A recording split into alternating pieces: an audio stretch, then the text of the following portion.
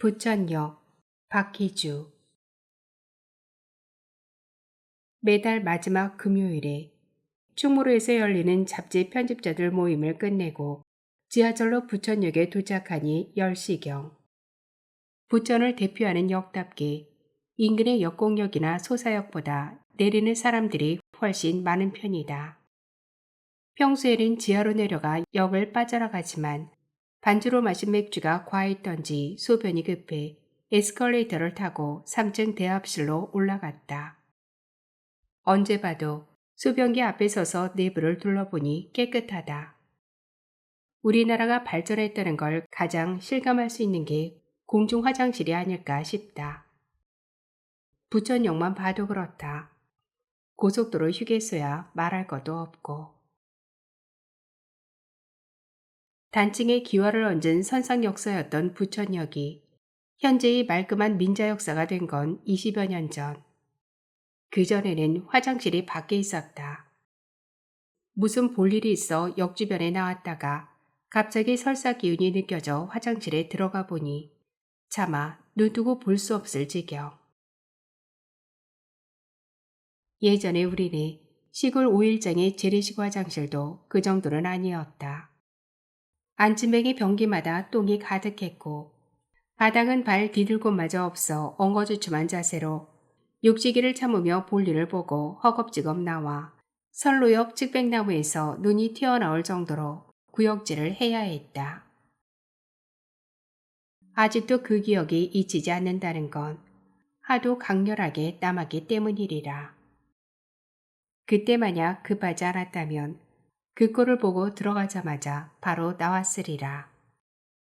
이제 우리나라 공중화장실의 청결도는 세계가 극찬에 맞지 않는다니 결혼 후 얼마 안 되어 어쩔 수 없는 사정으로 부천 시민이 된 30여 년의 세월이 아득하게 느껴졌다. 결혼 전 총각 시절에 나는 노량진에서 살았다. 아리랑 고기에서 살다가 다니던 연구원이 여의도에 있는 데다 연애하고 있던 처자의 집이 노량진이라는 걸 알게 되어 굳이 그곳에 방을 얻어 살았다. 영문학을 전공한 나는 연구원에서 펴내는 잡지 편집부 기자로서 기업에 필요한 해외의 유명한 정보를 번역하여 국내에 소개하는 일을 했다. 27이 되어 25살인 처자와 결혼한 후에는 아현동 다세대 전셋집으로 이사하고 딸을 그곳에서 낳았다. 극히 일부를 제외하고는 우리 세대 지방 출신 대부분이 월세방을 전전하며 신혼을 시작하던 판에 그나마 전셋집을 얻은 건 형편이 나은 축에 들었다. 처자와 상의하여 그동안 서로가 저축해둔 돈에 결혼 비용을 아끼려고 교회에서 식을 올리고 살림살이 준비도 최소한으로 한 채 신혼여행마저 속내산으로 1박 2일 가볍게 다녀온 결과였다. 그러나 딸이 태어나고 얼마 후 그렇게 마련한 전셋집이 경매에 넘어가고 말았다. 건물주가 소규모 건축업자였는데 집을 짓고 있던 현장에서 사고가 나는 바람에 공사가 중단되어 끝내 부도로 이어지고 그 여파는 은행 융자담보로 제공되었던 내가 사는 다세대 주택에 미쳐 피해가 고스란히 죄 없고 힘없는 세입자들 몫이 되고 말았던 것. 당시에는 그런 일이 터졌을 때 취해야 할 안전장치라는 게 없었다. 건물주나 세입자나 서로 믿었기에 전세금을 떼일 일이 거의 없었기에 망할 놈의 경매를 당하게 될 줄 어찌 알았으랴. 날벼락이자 철벽이었다. 아무리 발버둥 쳐도 넘을 수 없는 난감한 벽. 건물주는 나중에 다 변성하겠다며 이해를 구했으나 그런 일을 당한 이가 나 혼자만도 아니고 모두 합치면 거액인데다 당장 이사를 해야 했으니.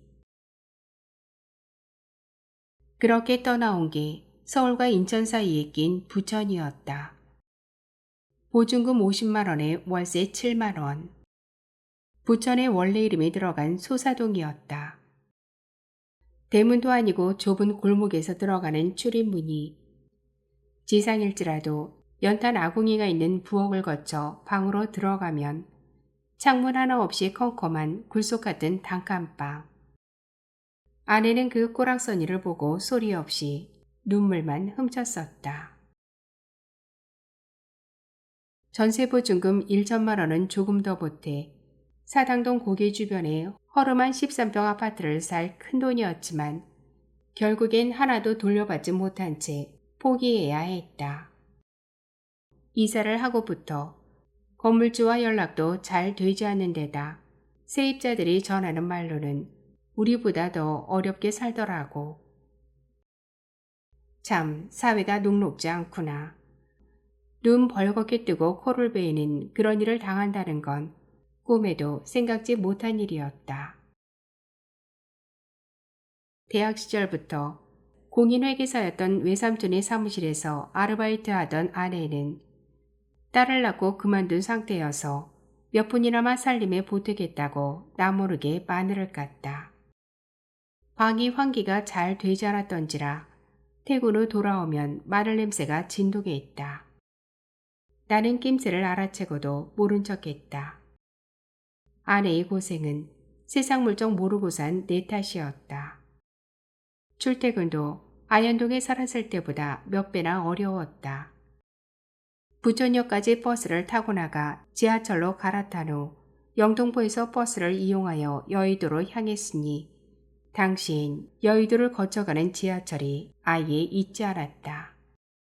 아내는 일주일에 두세 번은 내 퇴근 시간에 맞춰 부천역까지 아이를 안고 마중을 나오곤 했다.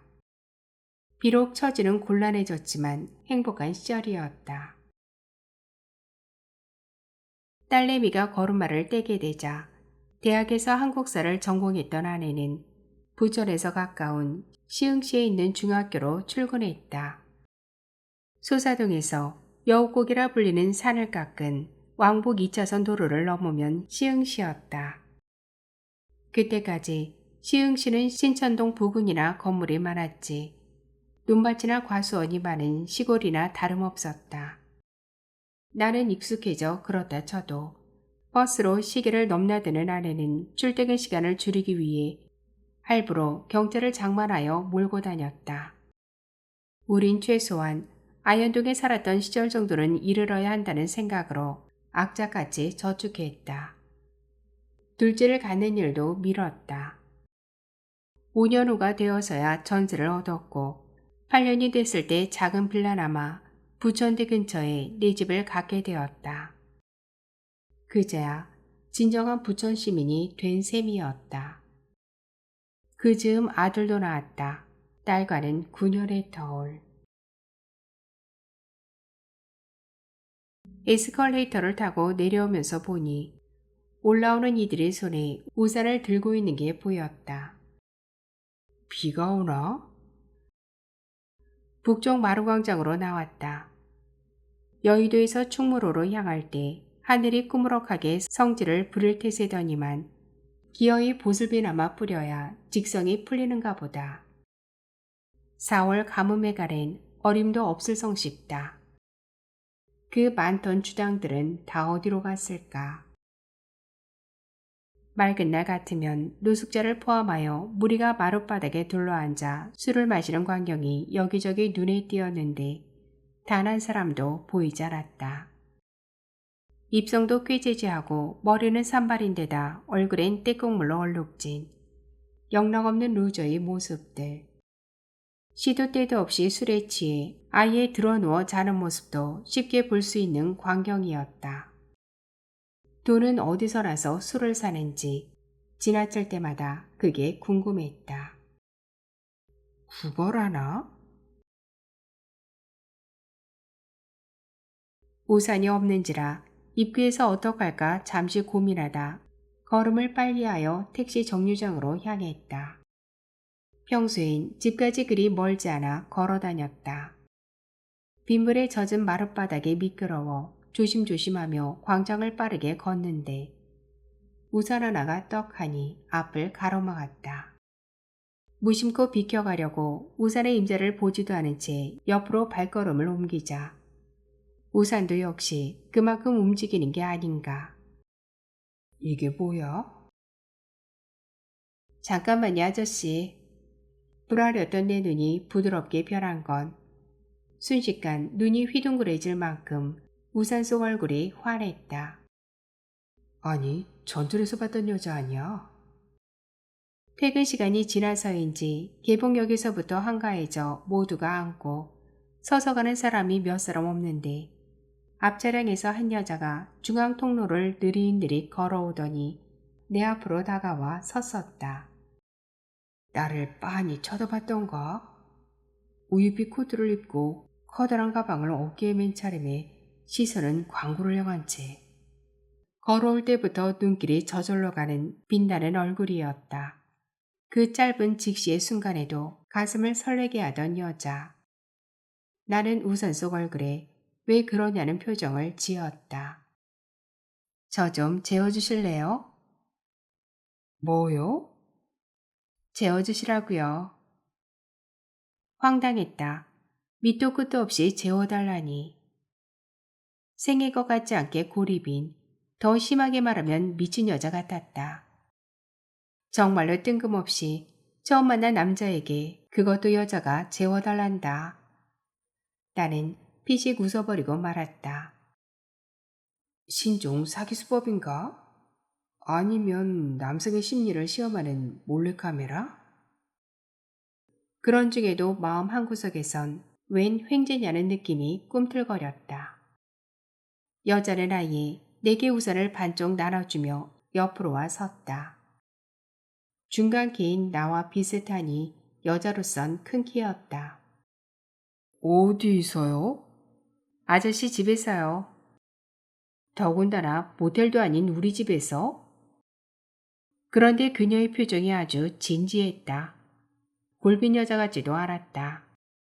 오히려 매력이 넘쳐 흘렀다. 날이 그저 그런지 광장엔 사람이 많지 않았다. 사람 잘못 봤습니다. 다른 사람 찾아보시죠.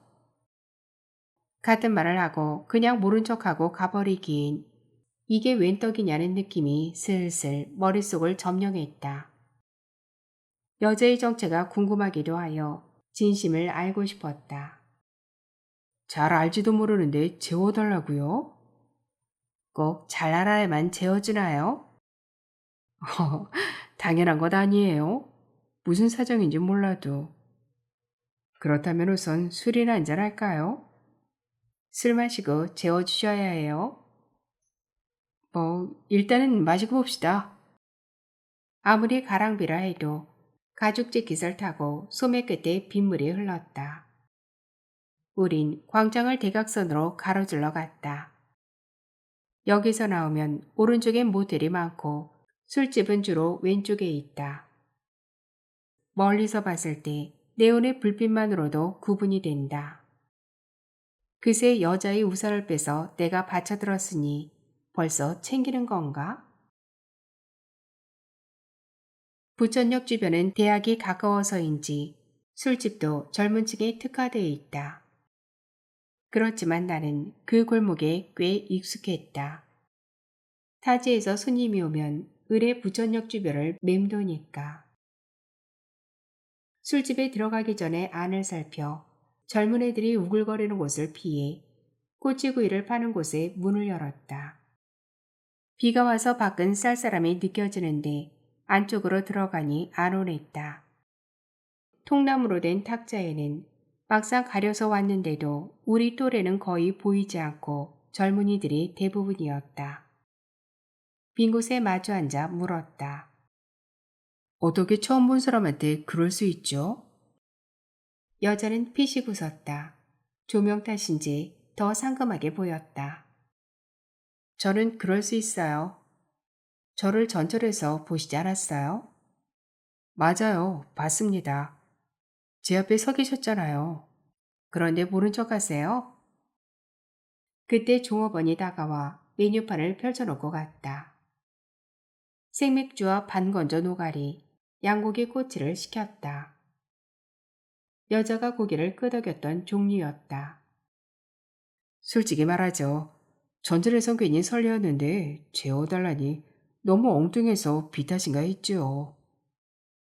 빚다시라니요. 날고지. 절 미친 여자로 보셨군요. 여자가 웃을 때 왼쪽 입술 사이로 드러난 덧니를 보자 저릿하더니 애간장이 녹아났다. 40 초반 아니면 40대 중반?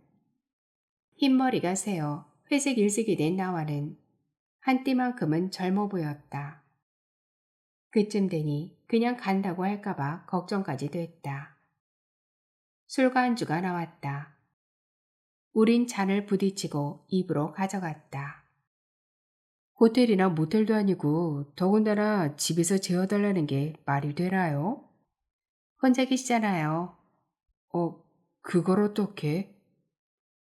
선생님께선 절 모르시겠지만 전 선생님을 어느 정도 알아요.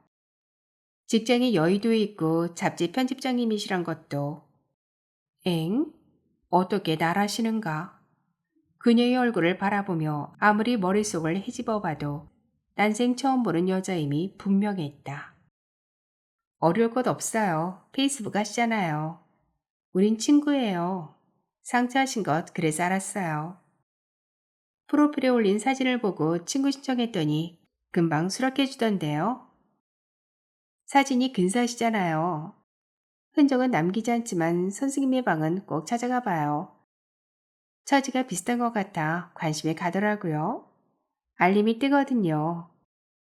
오늘 전절에서 남자들을 탐색하며 오다가 선생님을 보는 순간 속으로 어머나 그랬어요. 모자와 안경, 파마한 회색 머리. 사진도 그렇지만 실제로도 근사하셔요. 친구가 몇 명 되지 않지만 원래 알았던 일을 제외하고 페이스북 친구 중에 사진으로만 보다가 이렇게 딱 마주치게 된 건 처음이에요. 나는 헛웃음을 지으며 입을 딱 벌렸다. 이런 세상에 산다. 일주일에 한 번씩은 내 근황을 알리는 페이스북. 특별한 일이 없으면 일부러 만들어서라도 올리게 되는. 따로 떨어져 사는 아이들이 안심하도록 하는데도 페이스북은 일조한다. 친구 신청이 들어오면 처음엔 무조건 수락했지만 요즘은 꼼꼼히 살피는 편이다. 외국인은 특별한 경우가 아니면 대부분 사절이고 젊은 여자도 거절한다.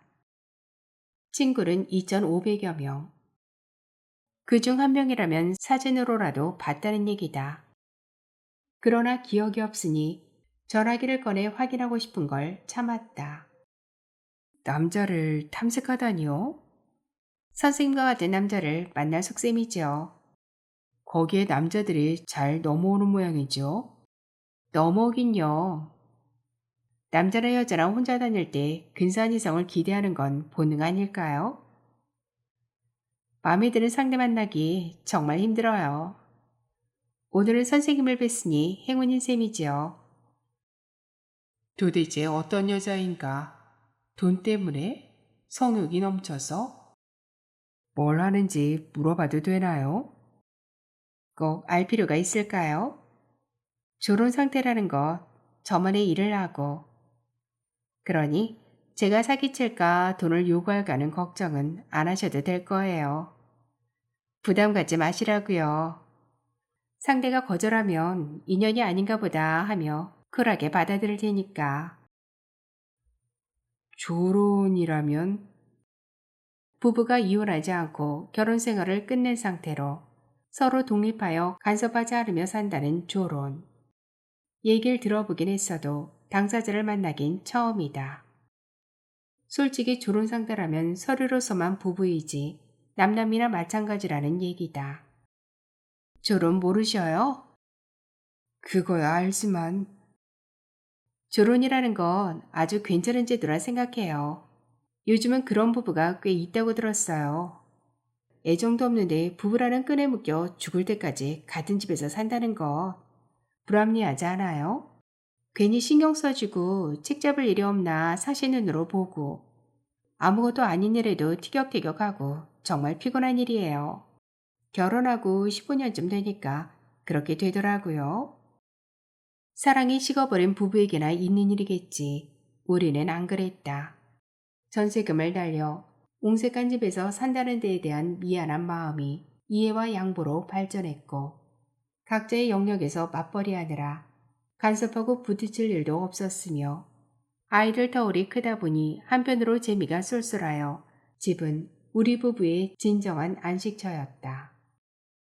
불가피하게 부천역으로 이사하게 됐지만 아내의 부천역 마중은 우리 사이를 더 돈독하게 만든 셈이었고 나중에 형편이 펴 아내가 차를 몰게 되자 더 빈번하게 부천역에서 만나는 일이 많아졌다. 우리 집에 오는 손님을 마중하고 배웅하는 것도 부천역인 경우가 대부분. 민자 역사가 건립되어 이마트가 생긴 뒤로는 주차 걱정 없이 아내와 손을 잡고 필요한 물품을 사서 집으로 들어오는 게 습관이 되었고 부천역 남쪽에 있는 재래시장인 자유시장도 우리가 자주 이용하는 곳이었다. 그래서 그런지 부천역은 우리 부부에게 각별한 장소 중 하나가 되었다. 결혼생활 15년이 되었다 한들 우리 부부 사이를 멀어지게 할 그 어떤 장애도 존재하지 않고 순조롭기만 하였으니 그러다 호사다마였을까? 전세금을 떼일 때처럼 불행은 아무런 징조도 없이 불시에 찾아들었다. 아내의 교통사고와 죽음. 아내는 퇴근하느라 여우곡의 중간을 지나치는 부천과 시흥의 시계를 지나 내리막 급거북길을 내려오던 참에 중앙선을 침범한 덤프트럭과 충돌하고 말았던 것. 내려오는 속도에 부딪힌 차가 골재를 실은 육중한 덤프였으니 작은 체구의 경차가 어찌 운전할 수 있으랴. 트럭이 경차를 덮친 격이었다. 트럭 밑을 파고들었고 아내는 직사했다. 결혼생활 18년이었다. 나뿐만 아니라 대학생인 딸과 초등학생인 아들에겐 그야말로 청천벽력이었으니 조론이라면 서로의 필요에 따라 떨어져 살다 부득이하게 만나는 일도 있겠지만 부부 한 사람의 죽음은 영영 이별. 다신 얼굴을 볼 수 없는 그 이별을 위한 준비가 어찌 있을 수 있으랴. 탈출해서 자유를 얻으셨군요. 맞아요. 색시가 예쁘면 처가의 외양간 말뚝에도 절하게 된다지만 하나가 뒤틀리게 되니까 나중엔 모든 게 엉망이 된 거예요. 사사건건 충돌하고 아이들에게 그런 모습 보인다는 것도 안타깝고 시간이 지나면 좋아질까 하는 기대는 망상이에요. 그런 상태라면 빨리 선택하는 게 서로에게 좋아요. 이혼하든 조론을 하든. 그렇지 않고서 계속 산다는 것처럼 어리석은 일이 있을까요? 서로에게 자유를 준다는 게 조론의 본질인 것 같아요. 자유. 그럴 것 같네요. 미모도 조론의 보탬이 됐을 거고. 보탬이라니요? 남자들이 줄줄 따르지 않나요? 그런 편이지요. 그렇다고 제가 마구잡이로 사는 여자는 아니에요. 그랬다. 정말로 막 사는 여자 같진 않았다. 인상도 그렇고 말품격도 그렇고. 우린 500석잔씩 마시고 일어났다. 처음 요구했던 집에서 재워주기로 하고. 자정이 다 된 시간이었다. 밖은 계속해서 보슬비가 내렸다. 단지 술 한 잔 같이 마셨다고 친밀감이 느껴져 나는 우산을 든 채 바짝 붙은 여자의 어깨를 감싸 안고 걸었다. 왜 꼭 집이어야만 하나요? 제가 조론을 선택했어도 그런 면에서는 보수의 대가를 버지 못했나 봐요. 호텔이나 모텔은 왠지 모르게 선뜻 들어서기가 겁나서요. 집을 보고 싶은 건 남들은 어떻게 사나 궁금하기도 하고요. 집을 보면 사는 사람이 어떤 이인가 짐작도 가고 저는 다른 사람의 집을 보는 게 재밌어요. 그럴듯하네요. 사람이 온다는 건 실은 어마어마한 일이다. 그는 그의 과거와 현재 그리고 그의 미래와 함께 오기 때문이다. 한 사람의 일생이 오기 때문이다. 정현종의 방문객이란 시의 앞부분을 여자가 읊조렸다. 나는 걸음을 멈추고 여자를 감탄했다. 이 시를 아시는군요. 사람을 집으로 바꿔보세요. 집을 본다는 건 어마어마한 일이다. 그 집에 사는 이의 과거와 현재와 미래를 볼 수 있기 때문이다. 사는 이의 일생을 볼 수 있기 때문이다. 집을 보여주기가 겁나네요. 보통 여자가 아니라는 생각이 들었다. 아내가 가고 난 후 그 상실감을 이길 수 없어 나는 많이 비틀거렸다. 5년 정도 그랬을 거다.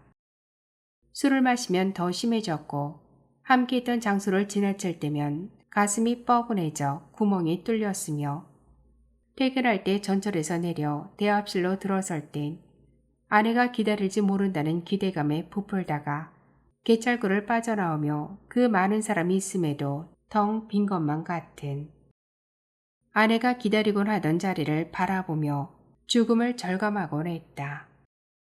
아이들은 말을 잃었고 언제나 웃음이 떠나지 않았던 우리 집은 적막했다. 나는 연구원에서의 연륜이 쌓이면서 편집 기자에서 팀장으로 다시 편집장이 되어 있었지만 일에서도 의욕을 잃어갔다.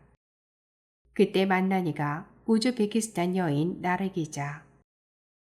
그녀는 아버지가 스탈린에 의해 우즈베키스탄으로 강제 이주를 당한 김씨성을 가진 고려인의 후손이었고 어머니는 아리안계 혈통을 지닌 타지키스탄 사람으로 이름을 뜻한다는 수선화처럼 빨고 투명할 정도로 흰 피부에 이목구비가 뚜렷한 혼혈이었다.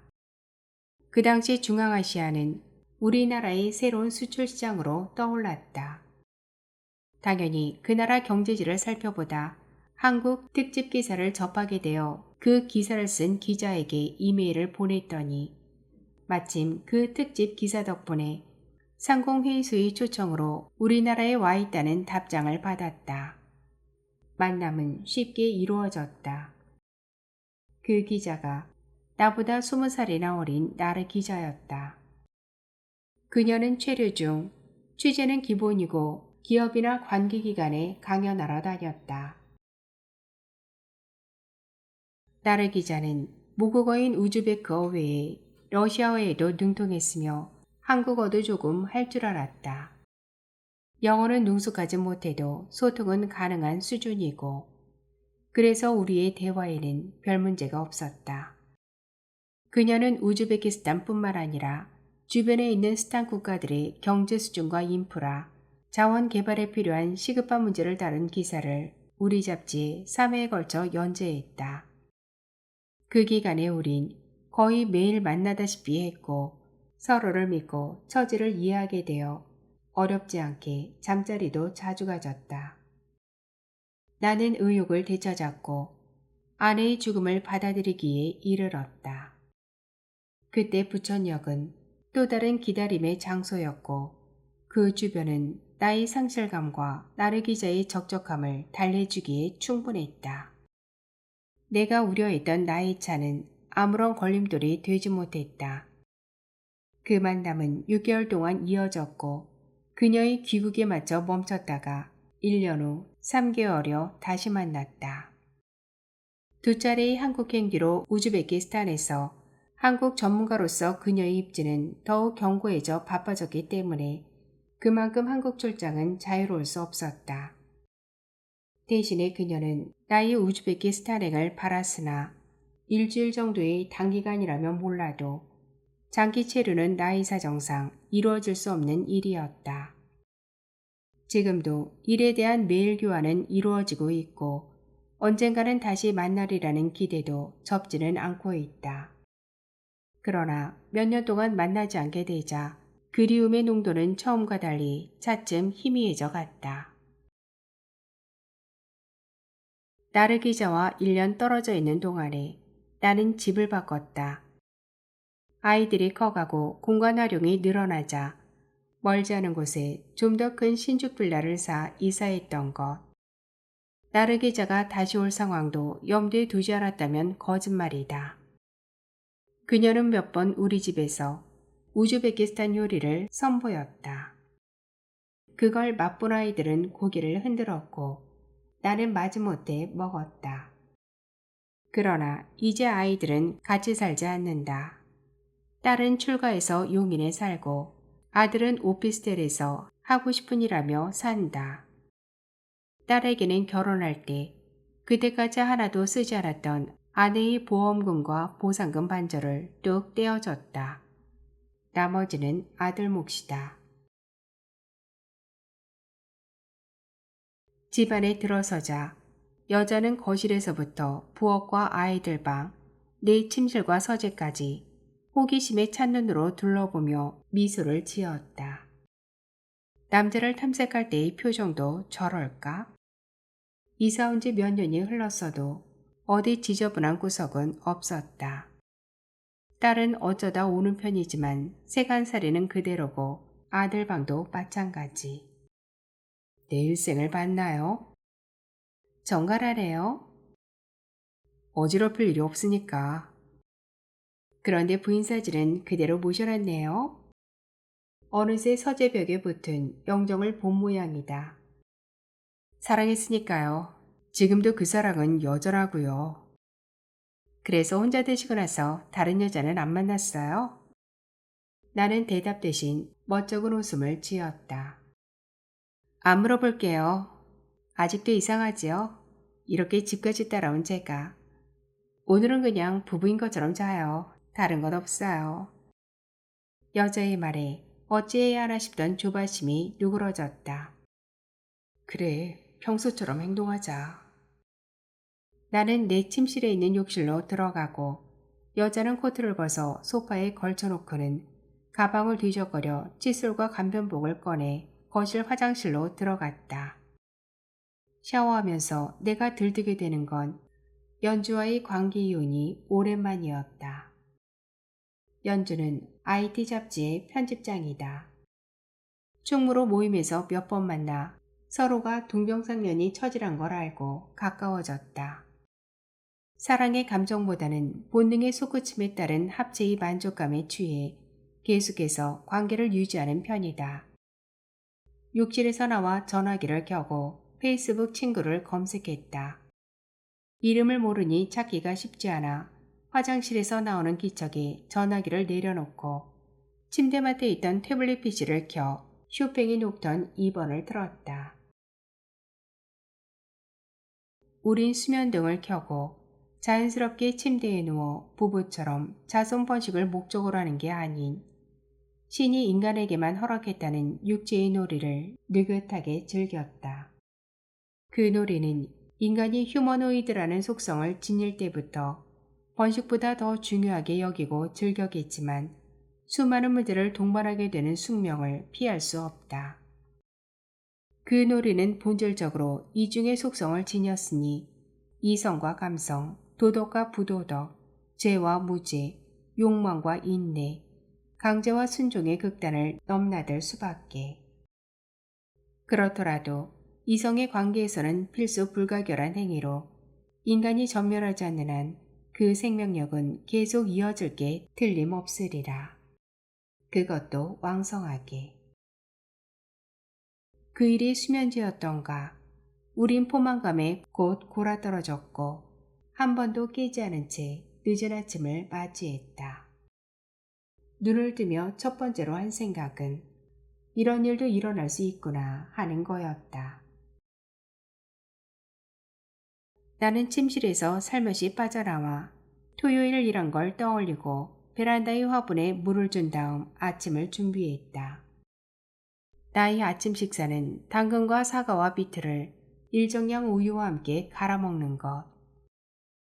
잘 갈리도록 씻고 자르고 당근말은 따로 쪄서 믹서기에 넣고 전원을 꽂아 돌리고는 밥공기 2개에 담아 여자를 불렀다. 식사합시다. 여자는 금방 얼굴을 내비치며 중얼거렸다. 너무 잘 잤다. 내가 하고 싶은 말이었다. 여자는 식탁 앞에 앉아 주스를 바라봤다. 나는 몇 년 전 혼자 살면서부터 아침을 이렇게 해결했어요. 점심은 11시쯤 조금 빨리 먹고요. 재워주신 것도 고마운데 아침까지 주시는 거예요? 황승해라. 저는 찐 샐러드에 우유 한 잔으로 때우는데요. 여자는 그릇을 입으로 가져가 후루룩 마셨다. 괜찮은데요? 샐러드보다는 든든할 거예요. 그런데 난 아직 이름도 모릅니다. 이수련이에요.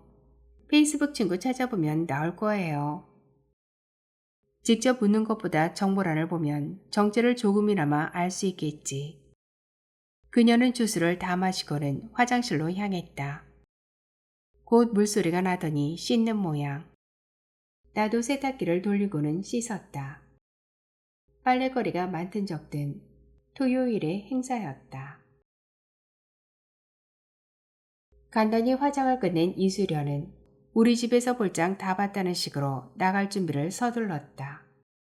그것도 그녀의 말대로 쿨하게. 나는 추리닝에 반코트를 걸치고 앞장을 섰다. 안 나오셔도 되는데요. 어찌됐든 우리 집에 온 손님인데 부저녁까지는 모셔야죠. A 플러스예요. 좋았다는 말이죠. 리바이벌을 생각하게 할 만큼? 그러나 다시 그런 일은 없을 거예요. 아쉬운 반응이었다. 이러한 상대라면 관계가 계속 이어져도 괜찮으리라. 나는 조금 있으면 점심을 먹을 텐데 같이 하고 가죠. 저도 그러고 싶긴 한데 그냥 갈래요. 집에 가서 할 일도 많고요. 전화번호는 안 가르쳐 주겠죠? 마음이 흔들리긴 하지만 꼭 해야 할 일이 있다면 페이스북 메시지를 활용할게요. 미련이었던가 서로의 입장이 바뀌었다. 그러나 강요할 마음은 없었다. 굳었던 어젯밤에 비해 날씨는 전형적인 봄 날씨. 부천대 정문 옆 벚꽃잎이 비에 떨어져 화단을 하얗게 수놓았으나 만발한 모습에 별 티가 나지 않을 정도로 한창이었다. 꽃은 햇빛을 받으니 더욱 선명했다. 이럴 때 쓰는 화장하다는 표현이 참으로 적절하구나 라는 생각이 들었다. 집은 서울이지요? 네, 저는 고교생인 딸과 함께 살아요. 많이 밝아졌지요? 다행이네요. 솔직히 아이가 더 좋아해요. 그러다 졸혼 홍보대사 되겠어요? 이수련은 내 말에 소리를 내어 크게 웃었다. 마루광장엔 역시 부지런한 술꾼들이 막걸리를 앞에 놓고 판을 벌이고 있었다. 거기에 노숙자로 보이는 두꺼운 겨울옷을 껴입고 있는 이들도 끼어 있었다. 그렇게 마셔도 소주보다는 막걸리가 몸에 덜 해롭다는 걸 아는가. 지금은 죽었지만 15년 전쯤에 내 어릴 적 친구도 저들과 어울렸다. 남자 같지 않게 얼굴이 곱상하고 특히 판소리 노래를 잘한 친구였는데 좋아했던 여자로부터 거절을 당했던 모양. 아무리 구슬려도 소용없고 가는 곳마다 쫓아다녀도 막무가내 였다고. 친구는 그 뒤로 삶의 희망을 잃어 한 군데에 정착하지 못하고 결혼도 하지 못한 채 여기저기 떠돈다는 얘기를 같은 동네 살던 다른 친구에게 들었다. 그 여자는 나도 알만했다. 1, 2년 후배로 친구네 옆마을에 살던 긴 머리에 눈이 크고 볼살이 도톰했다는 것밖에 기억이 없지만 친구는 초등학교만을 마치고 서울에 올라와 공장 생활을 하면서도 가수가 되려는 꿈을 버리지 않았다고 한다. 그를 부천역에서 만날 때까지만 해도 친구에 대한 소문은 그게 전부였다. 초등학교를 졸업한 후 친구와 나는 어울릴 새가 없었다. 친구는 시골에서 매년 열리는 동창회에도 졸업 후 초창기에 두세 번이나 나왔을까? 그 뒤로 보이지 않았으니. 그날도 마루광장이었다. 분명히 노숙자로 보이는 이가 같은 부류 중 다리가 불편한 이를 윽박지르고 있었다. 나는 평소처럼 무심코 지나치려다가 혼내는 이의 얼굴이 익다는 생각에 걸음을 멈췄다. 누굴까? 어디서 보았을까? 내가 아는 이 중에 그렇게 사는 이는 없었다. 당하는 이도 처음과 달리 만만치 않게 대들었다. 이윽고 멱살잡이가 시작되고 지나가던 이들이 혀를 차며 구경했다. 정작 어울려 술을 마시던 치들은 못 본 채 하고 노숙자나 주당들 대부분은 행인들마저 별로 의식하지 않고 제멋대로 행동했다. 실랑이가 계속되다 마침내 혼내던 이가 밀리고 있었다. 상대는 하체의 약점을 상체로 대신하고도 남을 충분한 근력의 소유자였다. 혼내던 이가 맥없이 쓰러졌다. 쓰러졌어도 곧장 고개를 번쩍 들었다. 저 고약스러운 놈매. 어릴 적 친구가 우리 면 수제지 아이들이 약 올릴 때 짓던 눈매였다. 여자에게 무시당하고 자포자기 상태로 산다는 친구. 그동안 고약함을 더 키웠으리라. 아무리 세월이 흘렀다 한들 그 친구가 분명해 보였다. 나는 혹시 그가 나를 알아볼까봐 재빨리 둥근 기둥 뒤로 숨어 지켜보았다. 여자에게 받은 상처가 얼마나 컸길래 꿈을 포기하고 이렇게 살고 있을까. 20살 무렵이면 몇 년 허랑방탕하다가 나한테 안 온 걸 후회하게 만들겠노라며 마음을 다잡아 제대로 살아보겠다는 다짐을 할 법도 하건만 그럴 오기마저 없었단 말인가. 비쩍 마른 데다 그 곱던 얼굴이 시커먼 데다 쭈글쭈글하여 40 초반에 완전 중늙은이 형상이었다. 우리 시대에 시골이 초등학교를 졸업하고 중학교로 진학할 때 삶의 우열이 결정된다고 믿은 건 집안 형편 때문에 진학하지 못한 다수였을 것이다. 진학한 소수는 잠시 우쭐했을 뿐이고 다수는 소수의 교복과 모포가 붙은 모자, 가방을 부러워하여 자신의 처지를 일시적으로 비관하고 낙담하기도 하였겠지만 이내 현실에 순응하여 제 갈 길을 갔다. 그들은 일찌감치 소수에게 없는 오기를 키웠으리라. 제 길에서 힘에 겨워 비틀거리기도 하고 쓰러지기도 하고 돌아가기도 하고 아니다 싶어 새로운 길을 찾느라 조금 늦어졌다 한들 멈추지 않고 걸었을 것이고 그게 인생이 아니랴. 지나오면서 누린 즐거움이나 고통, 고뇌의 깊이는 다 똑같았으리. 하여 20년이나 30년쯤 지나 옆을 보니 소수나 다수나 사는 건 비슷비슷.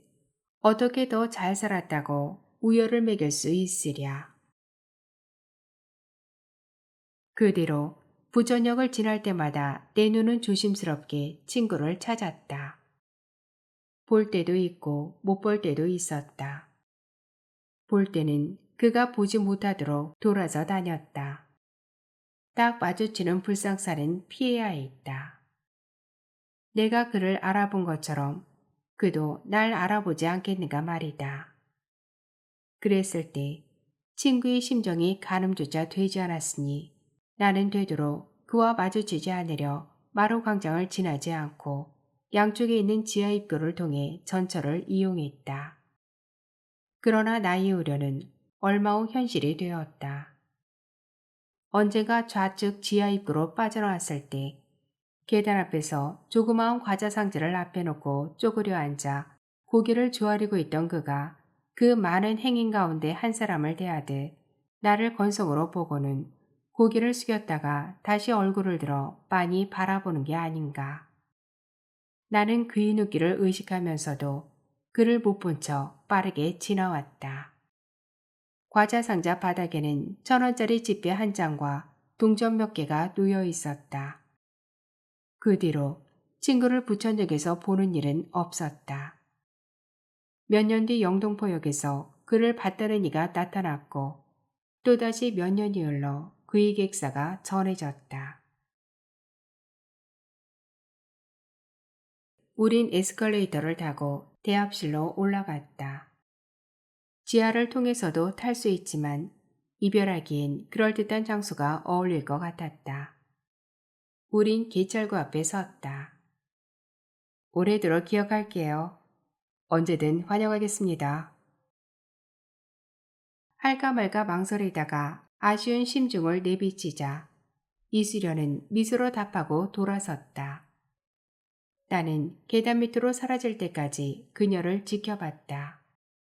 이윽고 모습이 보이지 않자 나는 쉽게 자리를 뜨지 못하고 그대로 서서 전화기를 꺼내 페이스북 친구 검색에 이수련을 입력했다. 사진이 떴다. 틀림없었다. 정보 보기를 터치하니 별다른 게 없이 알 수 없음으로 나왔다. 기본 정보라며 생년월일이 뜨는데 나와는 13년 차. 친구도 고작 15명에 불과했다. 게시물도 달랑 1개. 어두컴컴한 밤하늘에 별만 가득한 사진과 짧은 글귀가 전부였다. 저 중에 내 별도 있을까? 다시 사라진 곳을 보았다. 귀신에 홀린 기분이었다.